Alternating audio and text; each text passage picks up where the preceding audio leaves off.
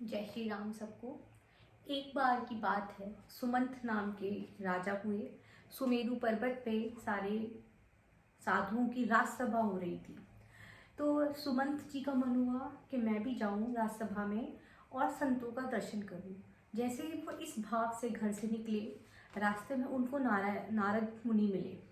नारद मुनि से मिले तो उन्होंने कहा, कहाँ जा रहे हो? उन्होंने बोला कि आज सुमेरु पर्वत पे संतों की सभा होने वाली है, तो उसी में उन्हीं संतों के ही दर्शन करने जा रहा हूँ।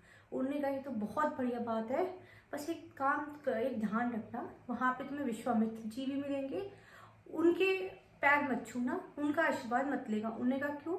अरे तुम भी राजा हो, वो भी कभी राजा थे, तो उनके लेने की कोई आवश्यकता नहीं है।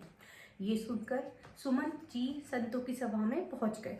जैसे ही वो वहां पहुंचे, सबका उन्होंने आदर सत्कार किया। जैसे कि नारद मुनि जी ने बताया था, विश्वामित्र जी के उन्होंने चरण स्पर्श नहीं किए। भरी सभा में भली ऐसा कोई करे तो कैसा हो।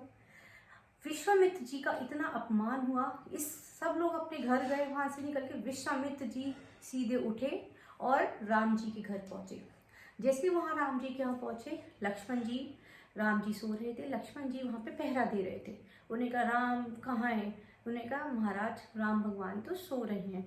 तो कहते हैं, अगर जहाँ पे राजा सोएगा वहां पे ऐसा ही होगा। तो उन्होंने कहा, ऐसा क्या हो गया गुरुदेव? इतने में राम जी की आंखें खुली तो उन्होंने देखा कि गुरुदेव की आवाज है। उन्होंने कहा, ऐसा क्या हुआ? तो उन्होंने सारा व्याख्यान उन्हें सुनाया। तो उन्होंने कहा, अगर ऐसा आपके साथ हुआ है तो मैं वचन लेता हूँ कि सीधे मस्तक आपको उनका दूंगा। जैसे ही अब ये बात सुमंत जी को पता चली कि राम जी ने कहा है कि वो मेरा मस्तक कल काट देंगे, ये अब वो पूरे में नारद मुनि को ढूंढने लगे। नारद मुनि कहीं नहीं मिले। तो जब अपने मन में सुमंत जी सोचते हैं कि आफत दिलवाने को तो मुझे तुरंत मिल गए, और अब मैं पूरे में घूम रहा हूँ तो मुझको नहीं मिल रहे।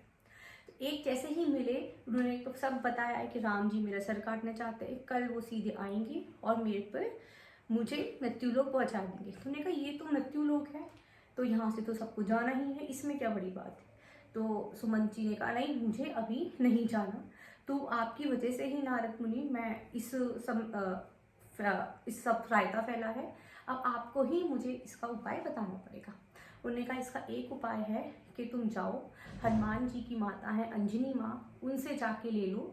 जैसे अगर उन्होंने तुम्हें आशीर्वाद दे दिया तो तुम्हें कोई भी नहीं मार सकता, राम जी भी नहीं। ऐसा ही गए, उन्होंने देखा एक अंजनी माँ गुफा में बैठी हुई थी, और उन्होंने बोला कि जैसे ही गुफा में जाओ बहुत जोर जोर से रोना। जैसे ही सुमन जी ने ठीक वैसा ही कहा, गुफा में जाके बहुत तेज रोने लगी, बहुत तेज तेज। ये सुनकर अंजनी माता आई। माँ का तो दिल होता ही है कि तुरंत बच्चे की आवाज़ सुन के पिघल जाता है। जैसे ही वो वहाँ पर आई, उन्होंने कहा, क्या हुआ? तो मुझे कोई मारना चाहता है। तो तुरंत अंजनी माता उन्हें वहाँ आशीर्वाद दे देती हैं कि यशस्वी भव, तुम्हारे प्राण, तुम बहुत लंबी उम्र पाओ।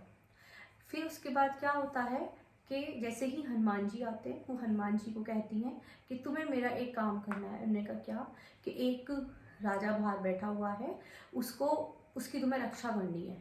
उन्होंने कहा, आपका माता, आपका जो वचन आपने दिया है, ये हनुमान आपके वचन को जरूर निभाएगा। ऐसा सुनकर फिर उसने बोला, कौन है? तो उन्होंने कहा, मुझे मारना। उन्होंने कहा, कौन मारना चाहता है? कहते, राम भगवान। कि तुमने पहले तो ऐसा नहीं बताया था। अब हनुमान जी बिल्कुल यहाँ पे चकित रह गए कि मैं बचाऊंगा भी किससे? अपने ही प्रभु श्री राम से बचाऊंगा। तो अब क्या होता है, ये तो फंस जा गए। लेकिन अब यहाँ पे हनुमान जी वादा दे चुके हैं अपनी माँ को कि मैं इसके प्राण की रक्षा जरूर करूंगा।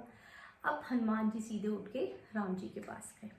अब जैसे ही राम जी के पास गए, राम जी अपनी सेना लेकर, सारी सेना लेकर, राम जी एकदम तैयार थे रथ पे जाने को कि कौन है ये सुमंत, देखकर आता हूँ। हनुमान जी पूछते हैं, क्या हुआ? उन्होंने कहा, राजा एक सुमंत है, उसने हमारे गुरुदेव का बहुत तिरस्कार किया पूरी सभा में। उसका सर, मैं गुरु जी को वचन दे चुका हूँ, सर काटने जा रहा हूँ।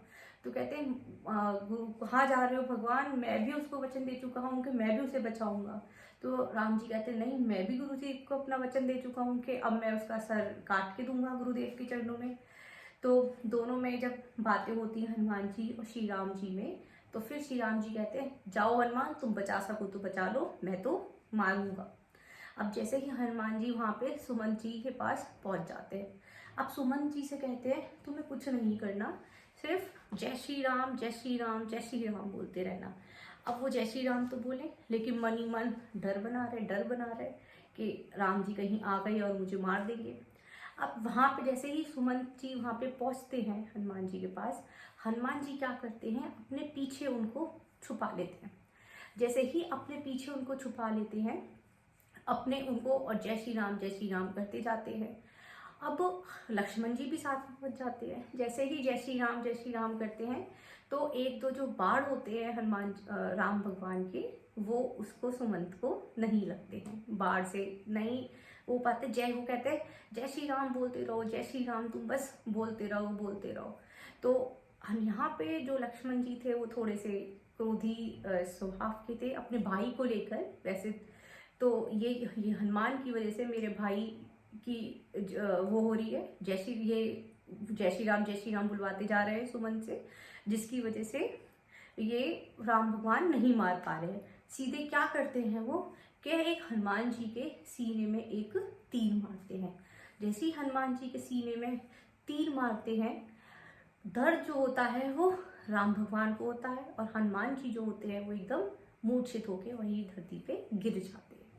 अब जैसे ही हनुमान जी मूर्छित हुए, हनुमान जी को तीर लगा, लेकिन जो तकलीफ थी वो किसको हुई, हमारे राम प्रभु को हुई तकलीफ। अब जैसे ही उनके सीने में देखते हैं तो उन्हें सिर्फ भगवान के दर्शन होते हैं, हमारे प्रभु श्री राम और माता जानकी के।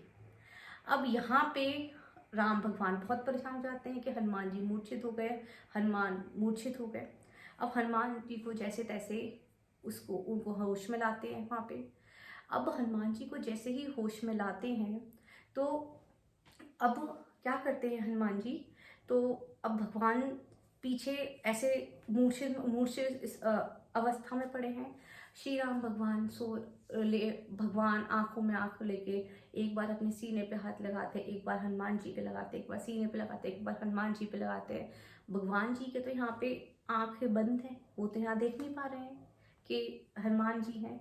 इतने में क्या करते हैं हनुमान जी, सीधे पीछे से सुमंत को हाथ आगे करते हैं और अपना उनका जो सर होता है अपने सीने की तरफ रख लेते हैं। अब यहाँ पे प्रभु राम की तो आंखें बंद है।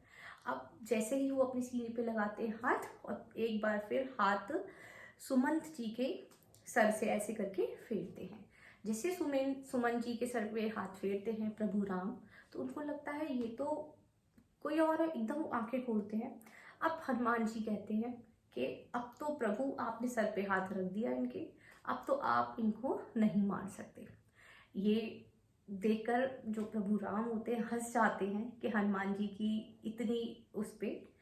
अब इतनी देर में क्या होते हैं, विश्वामित्र जी, गुरुदेव विश्वामित्र आते हैं। गुरुदेव विश्वामित्र आते हैं तो हनुमान जी कहते हैं उनसे, भाई तूने तब प्रणाम नहीं करा, अब तो जाके प्रणाम करके आ। जैसे ही वो जाते हैं विश्वामित्र जी के पैर छूते हैं, विश्वामित्र जी उनको आशीर्वाद देते हैं। अब श्री राम से कहते हैं कि तुम इसको छोड़ दो, अब इसको मत मारो। फिर यहाँ पे प्रभु राम की भी हो जाता है, जो मारने का दिया था उनको अपने गुरुदेव को, उनका भी रह जाता है। और जो हनुमान जी ने अपनी माता को वचन दिया था कि मैं इसको बचाऊंगा, प्राणों की रक्षा करूंगा, यहाँ पे ये भी हो जाता है। अब विश्वामित्र जी पूछते हैं, भाई तुम्हें ऐसी जो तुमने मेरे साथ किया, ऐसी कुसंगति में तुम्हें कहाँ से प्राप्त हुई।